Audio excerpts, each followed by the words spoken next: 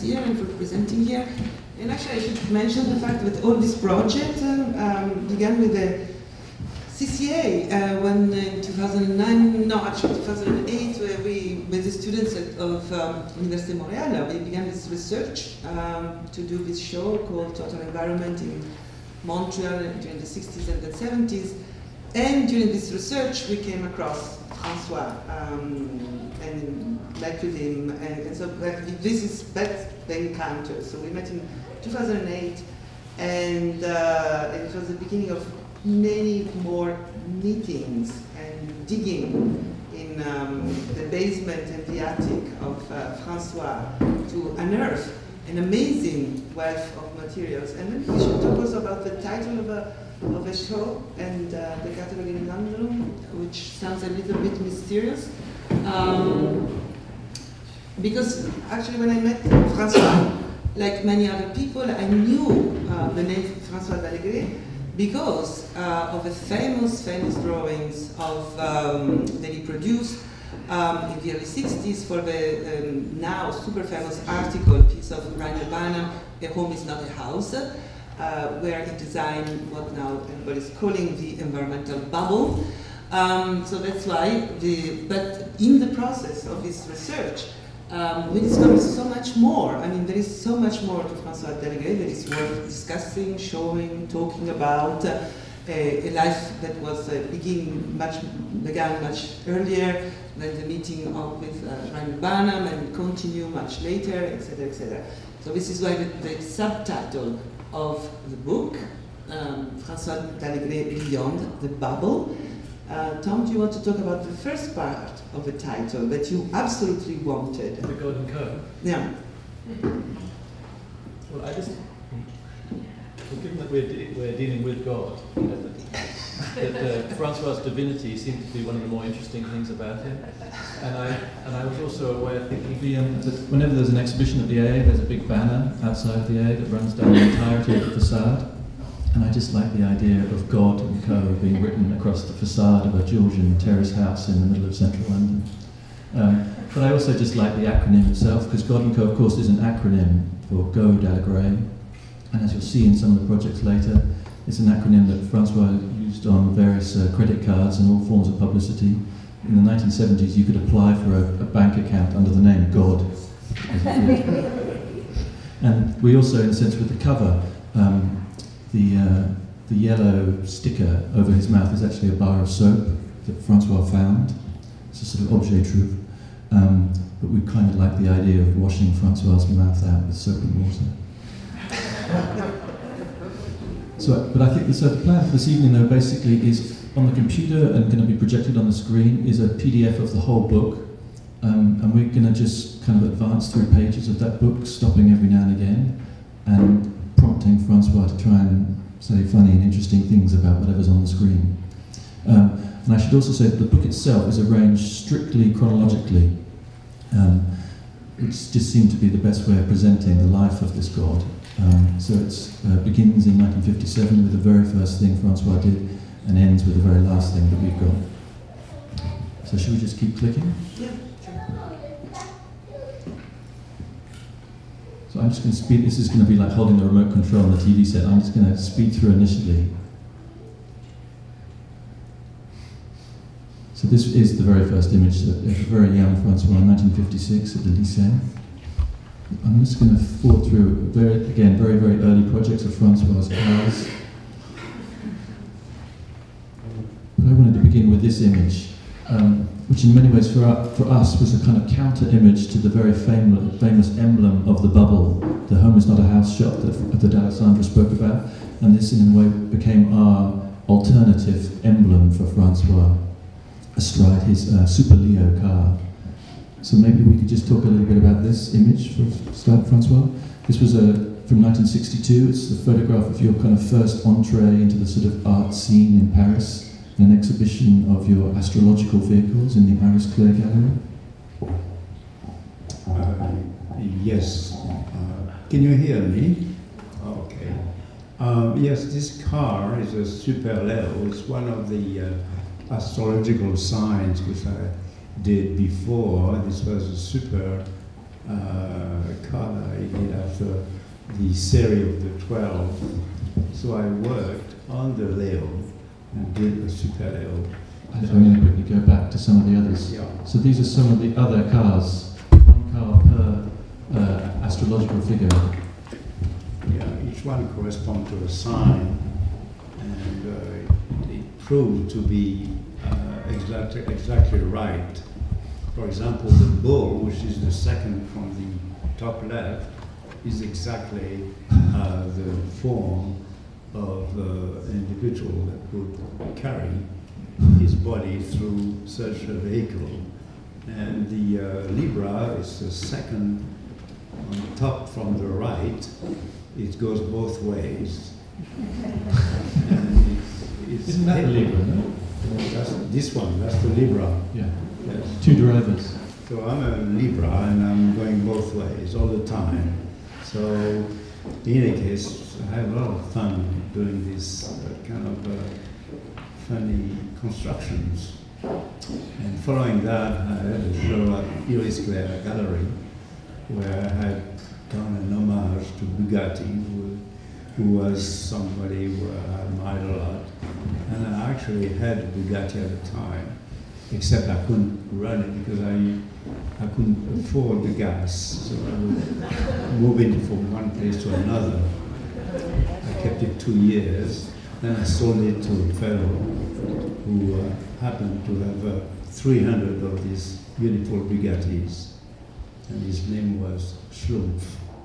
In any case, out of the Schlumpf, I did this car which I exhibited at the Iris Clare.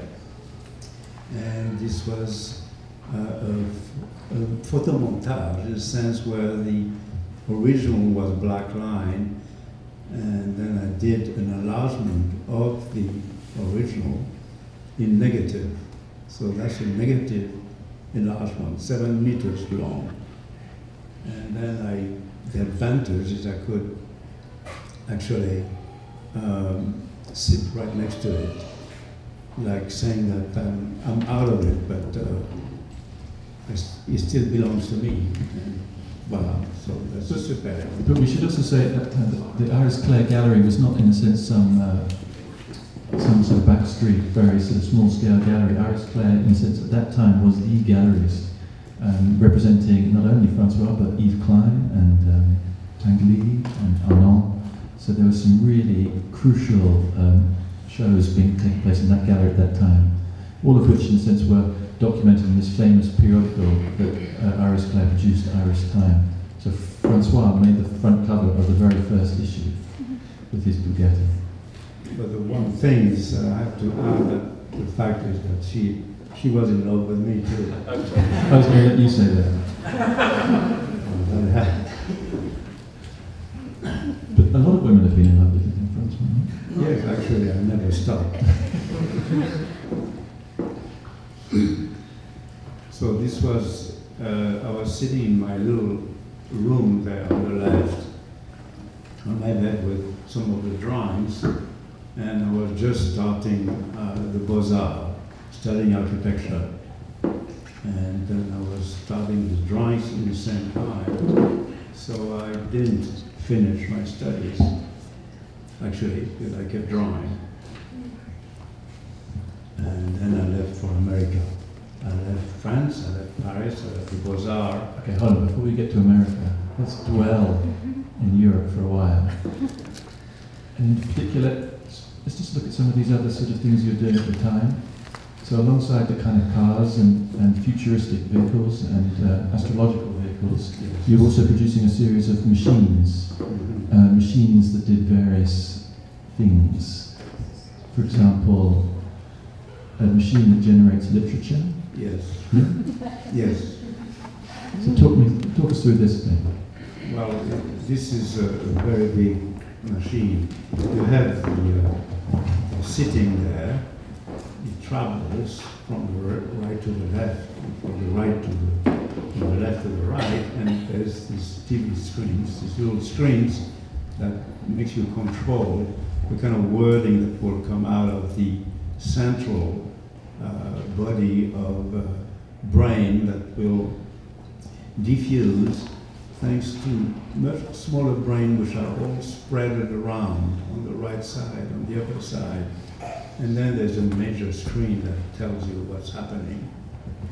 And this was all done by hand with your signature Graphos pen. Yes. So all of these Indian ink, hand-drawn, nibbed, famous pen set that was used there. Yes, because the Graphos was a German pen using very fine needles, and I would fill it with Chinese ink, pure Chinese ink, and then I would keep drawing this thing for 3 months, and I was very proud of myself after the end of it. You also gave them fantastic titles. So this is the literature automatique. Literature automatique, yes. And then maybe here's another of one of your other machines. Yes, that's an arrow, that's a flèche, that's a fusée, that's a rocket. It's a small rocket because I did a much bigger one too. Let's have a look at, here's the bigger one, yeah? That's a big one. But that's like a space station, isn't it? Yes, that's 732 meters high, and there are 3 classes of people. The third class, which are right at the bottom where the auxiliary rockets are, and then you have the second, which are in the rotary place. Yes, and then there's another set of third class with auxiliary, much tinier rockets. And then again, there's a second class there with the helicopter kind of rotary machines. And then on top of it all, you would have one first class that would then lead you to where you're going. And are you going to the moon? Where are you going? Wherever you want. So this is you with your Graphos pen. Yes, and I'm actually drawing right there the super rocket.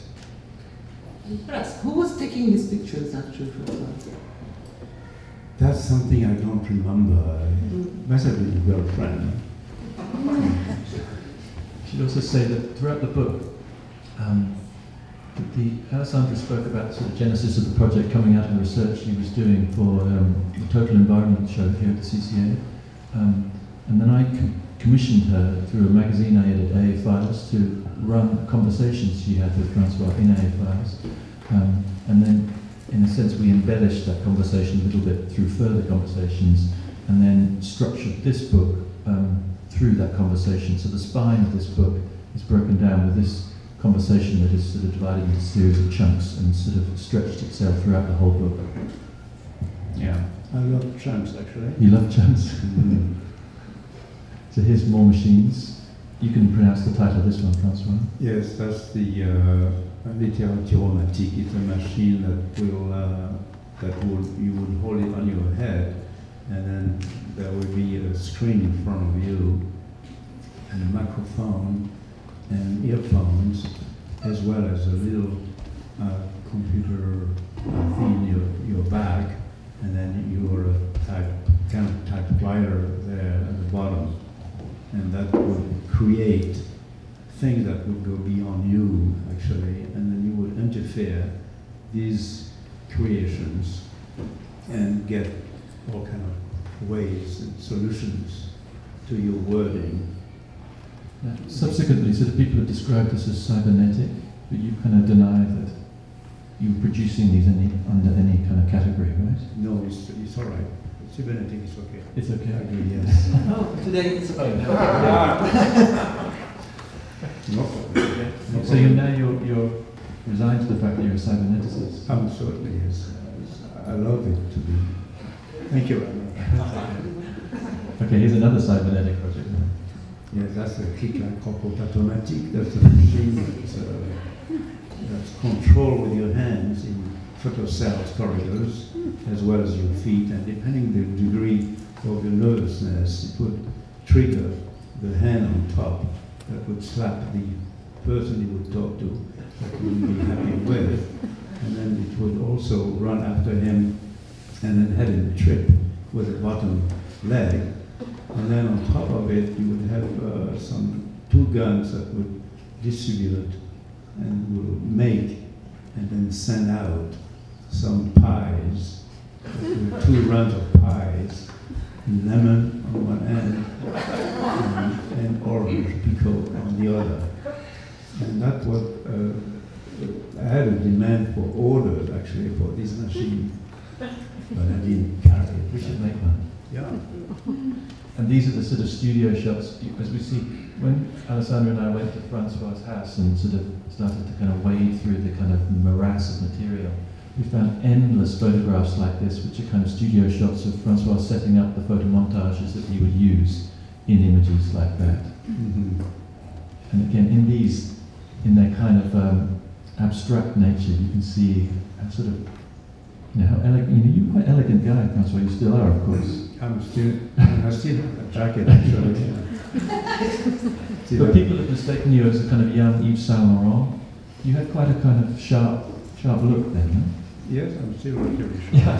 I'm still trying to keep going. So this was in New York. So this is when you've made your great move over, leaving France. Yes. And this is a blow-up of one of my front car, which I set up on Park Avenue, thinking that I would drive up, and I drove up actually all the way. And this was exhibited in a gallery. And it was Peter Blake, yeah, who brought you over to New York. Blake, yes. He was posing. He wore my jacket actually. Really happy. Okay, more poses. This was at the Chelsea Hotel on the left, and then this was with my gallerist, PVI gallery, in front of a tank, and she's driving a car, and I'm just sitting there and waiting for the best.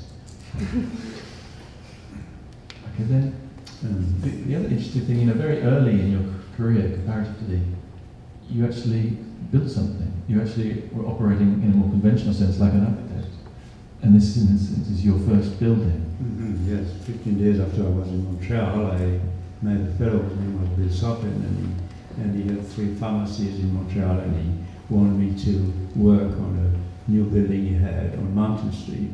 It was a corridor-like kind of a building, and he asked me to think about doing something there. So he wanted a pharmacy, maybe a restaurant, so I did the pharmacy on top, and then the restaurant on the bottom. Except there was not much floor level, there was not enough room, so I created the downstairs with curves and shapes that would make the place possible somehow, with leaving room for the ventilation. So that's me. So these are just construction shots. Yes.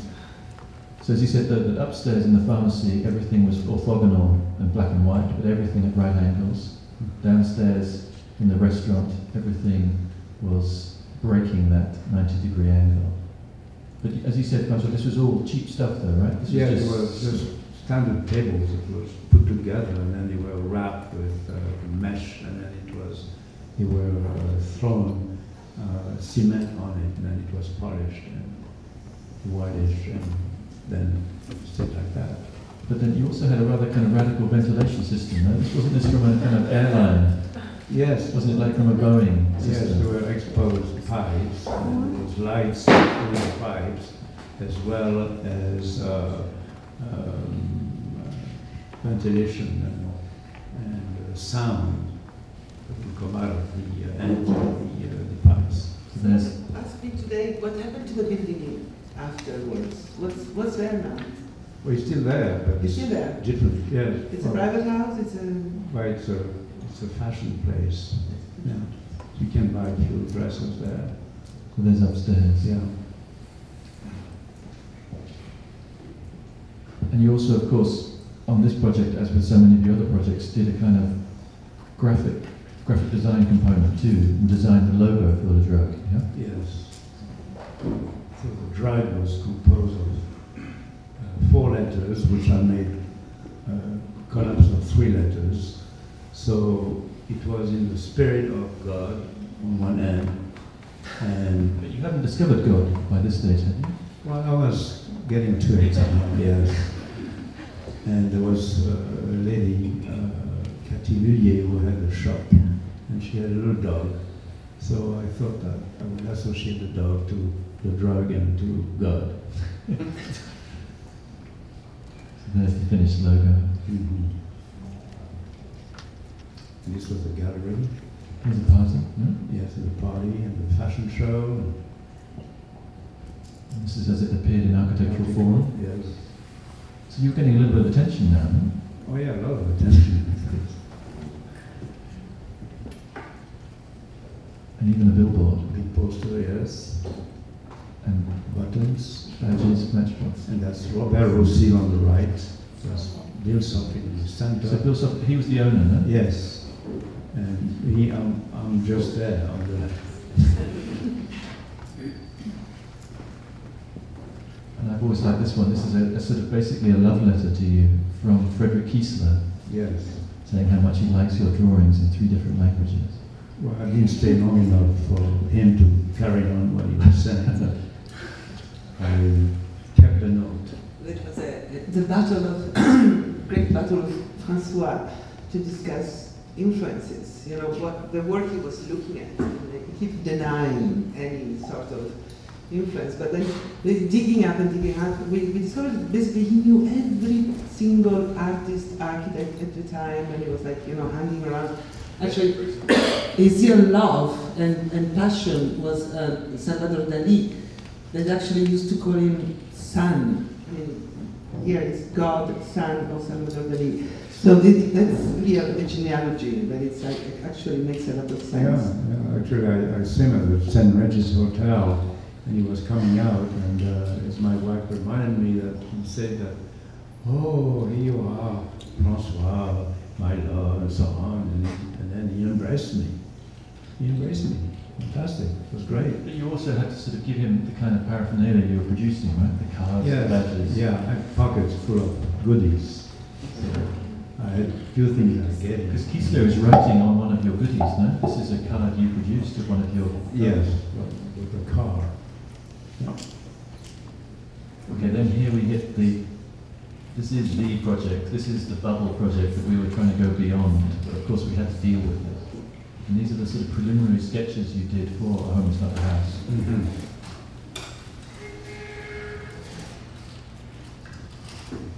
Do you want to give us a little bit of a quick sort of genesis of this project? You know, how did you meet Bannon, for example? Well, it happened through Art in America. Art in America was a magazine, it still is a magazine in New York, and the lady who was head of it loved my drawings, the kind of things I was doing, and I was doing already an article for them, and after that she said that I had to meet him, because he had an article, and it was Brennan Bannon. So I met him, and it was instant love somehow, so we got along very well. And so he gave me his article, his write-up, and I read it the best way I could, and I came up with these drawings. And this, of course, is the drawing that appears in all of... This is how people know about François, through his occupation of the bubble with Bannon. Yeah. So this was the starting point for our whole project. Mm-hmm. But again, the interesting thing for us is that when we looked at this image, seeing Bannon here, he seemed rather lithe and thin, not the kind of Bannon we knew, big, fat Bannon. Mm. And then we discovered, though, that it was actually François had lent Bannon his body. So if you see the body there, it's François. Well, the reason is that he didn't want to pose naked. This is the risque part. Well, the thing is, I had such a nice body, I had to find a use for it. But Alessandra and I always love this because the sort of the kind of stereotypical vision of or idea of Bannon is of a kind of countercultural figure, a kind of hippie, you know, not hesitant about getting undressed in a bubble.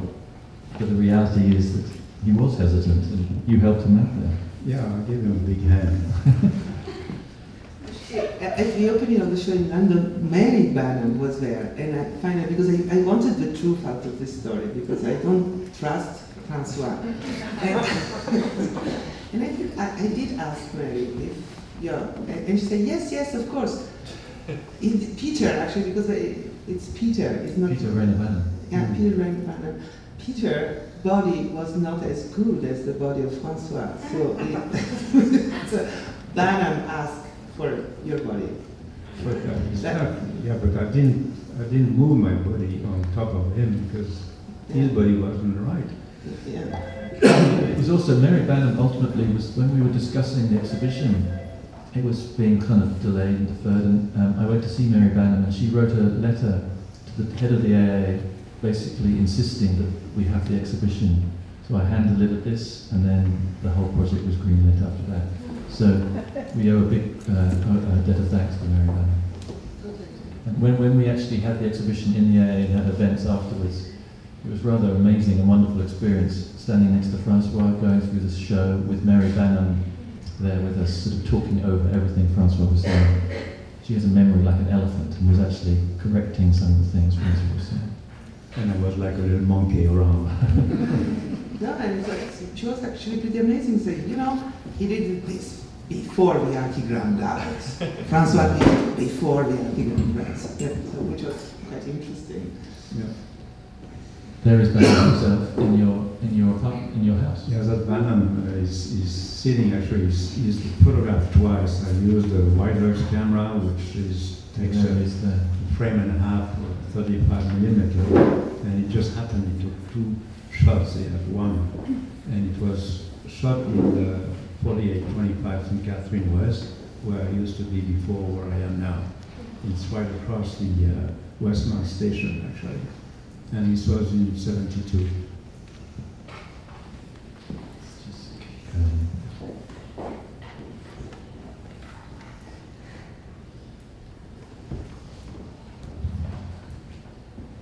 This is the sort of second, and after the success of A Home Is Not a House, you did a second piece for Art in America, this time called Art Fiction.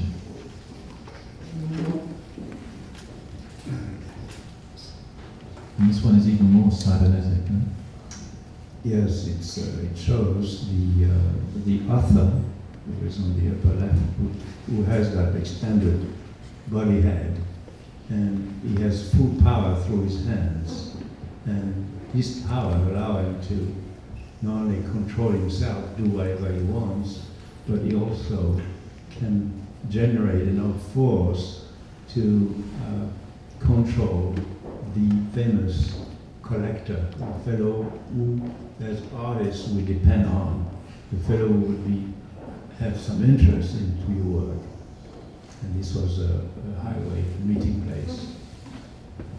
And again, these are the sort of photo montage, the stage photographs for those images. Mm-hmm. They're always rather nice, just in isolation.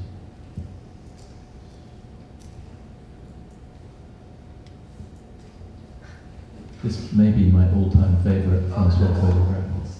And this is taken by Shankan Kenda, who were the photographers who took the famous image of Eve Klein leaping into the void. And I always quite like that discrepancy between Klein leaping into a void, into nothingness, as counterposed by François leaping or luxuriating in stuff, in something. So the sheer kind of presence of matter all around François was distinct from the absence of everything with Klein.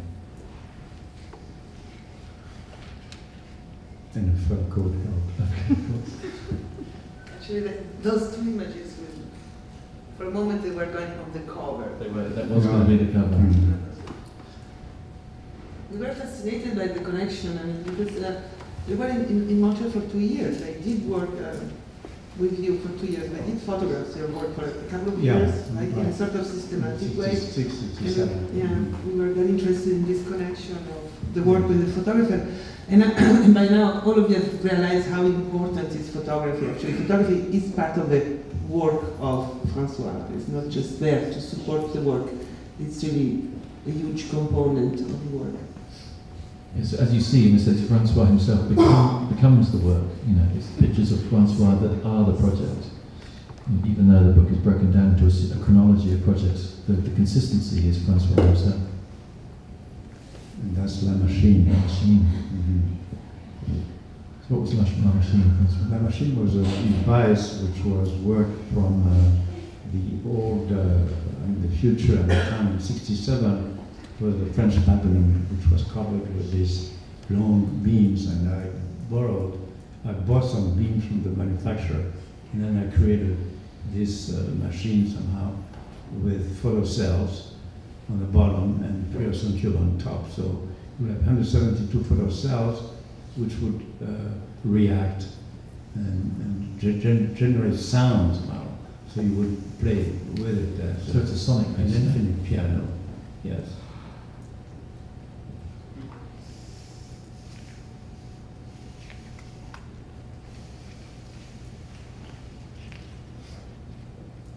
Do you want to comment about that? This is one of my favorite This pieces one? of François, because there was a moment when you initiated or you created a co-op to make films, and actually these images are from the first film you were envisioning, which was a. Do you want to talk about that? It was the White Dogs. It was a film which was supposed to do with Tommy Younger. And these are, it's a film which was West 2020 West, was a futuristic vision of the West and the future. So all the outfits were silverized acetate that would form the hats, the dresses, and so. But ultimately, it didn't happen somehow. We worked on it, but we had a lot of fun somehow. But you've still got the sort of paraphernalia for it. Yes, absolutely. I still have the cap and still have the device. What's that called again? That's got a great title. What is that called? A fusil à l'émotion. Fusil à émotion, which sort of like appears in many pieces. The designer. And of course, chairs are the other thing you kept designing at the same time. Yes, the chairs. That's chairs was so spring chair, which was did in '67 at the time, and it was also photographed by Shaken Kanda, photographed a couple of Bidazar, and now reproducing the chair. These were for Expo '67. So this is ultimately what brought you to Montreal in the first place, no? I'm sorry? Expo '67, in a sense, was what brought you to Montreal. Oh, yes, absolutely. Absolutely. Yeah. He came here. He invited me from New York to come here in Montreal. And I had the intention of leaving New York, but not to go back to Paris, but then going to Montreal was great.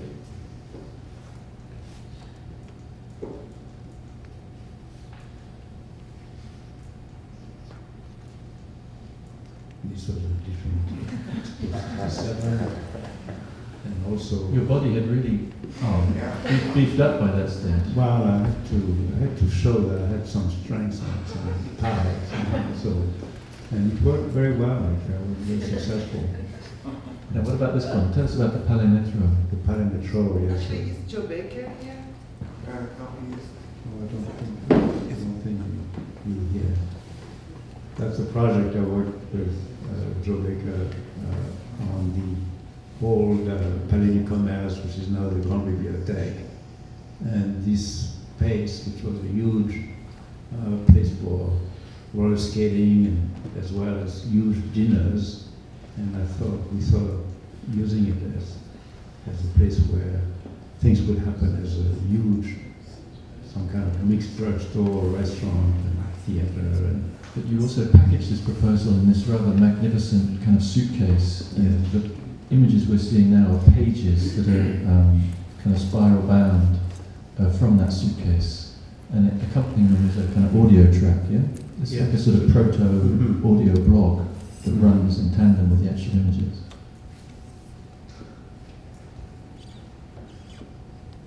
These are the ones that Mary Bannon was saying, before archigram.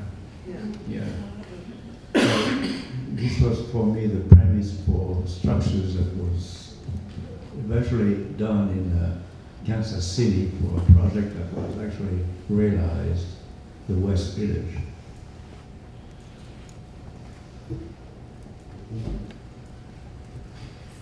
Leslie and Rebecca wearing the hat. That's a dress from Paco Rabanne, luminous. You forgot to say that actually Paco Rabanne was with you at the Beaux-Arts, no? Yes, it was. You were friends. Yes, it was also, they were yes. studying together. Mm-hmm. Kick. That's the kick, that's the thing that everybody should have. Yeah. So kick is a kind of worry bead, yeah, that you designed for Aspen, no? Because Yes. you're a nervous public speaker, no, Francois? Yes, I was, and I'm still actually. Have you got a kick right now in your pocket? I'm always using the kick. So kick is just something to kind of touch and... Yeah, and it goes in a bottle that's also very practical. But then it in itself became the kind of emblem, the poster for the Aspen, one of Yes. the Aspen design conferences. Mm-hmm. And it became a lamp also. And from that. So here's one of the God & Co. credit cards with Shell. So I thought I would have free credit, but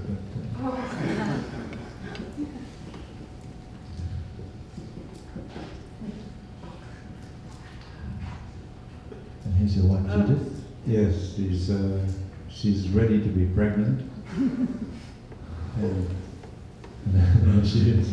yeah, with twins, 2 kiddies.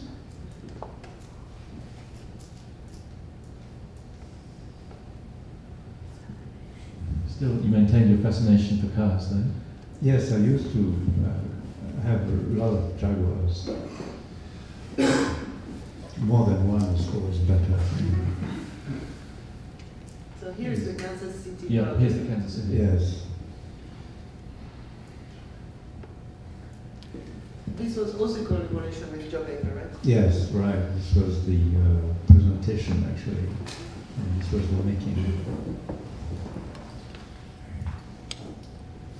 And this is another one of your kind of little devices. Yeah, it's called Artbreaker. It's made of 2 halves. One is gold, one is silver, and it's inch in the center, and it's swivel. And it's sold at the Museum of Modern Art in the 70s. And now it's sold again by a friend of mine in New York.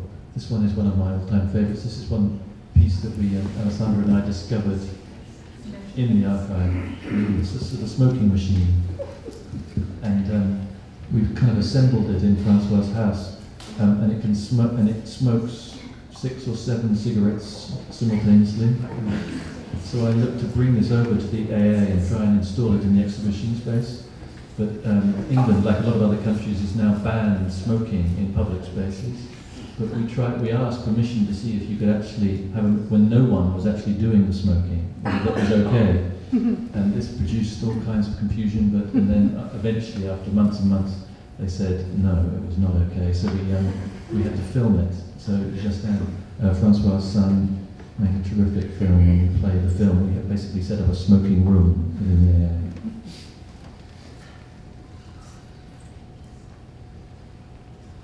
You want to talk about this piece? Yes, well, I was designing the seating arrangement for the Olympics at the time. And the Olympics, the tower wasn't built, so I created this curve, which was symbolic of the future tower, which was not built. So then I presented it in Arts Canada as an item to use eventually. Since you don't have a tower, then you would have a device that you could use within your body. It's French. French. Yeah, French girl. Here you are again, athlete. Yes, and the athlete was also developed for the Olympics. You're still looking pretty good though, Francois. Well, I'm good, yes. And mostly with an arm. Yes, good arm. Yeah.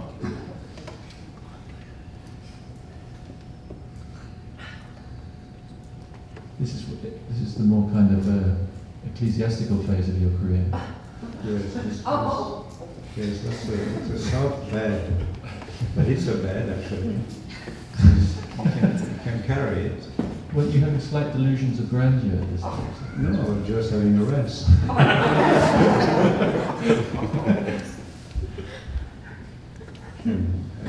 At the time I used to smoke. I faked smoking, but I kept holding the cigarette.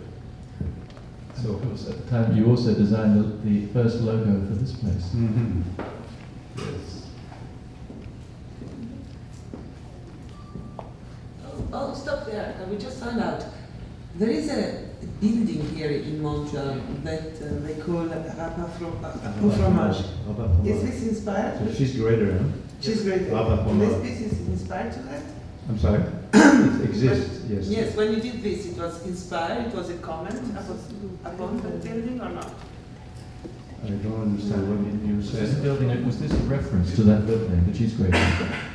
Because you did this cheese grater project from '83 is after the cheese grater building in Montreal was built.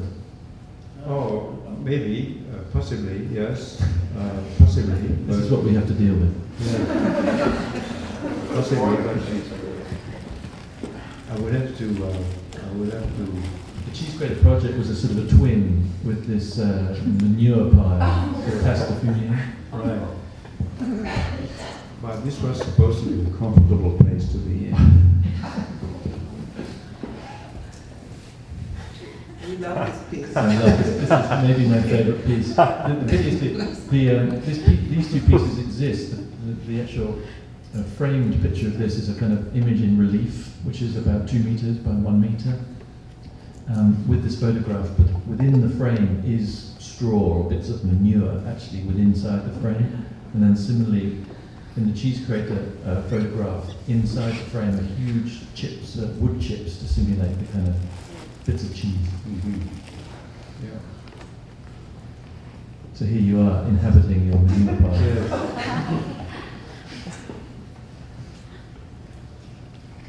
But it also goes together with this villa. Villa Ironique, Yeah, with the Villa Ironique, which is the We- project. But they're both, in a sense, ironic villas, no? Yeah. Yes, right. It's collecting.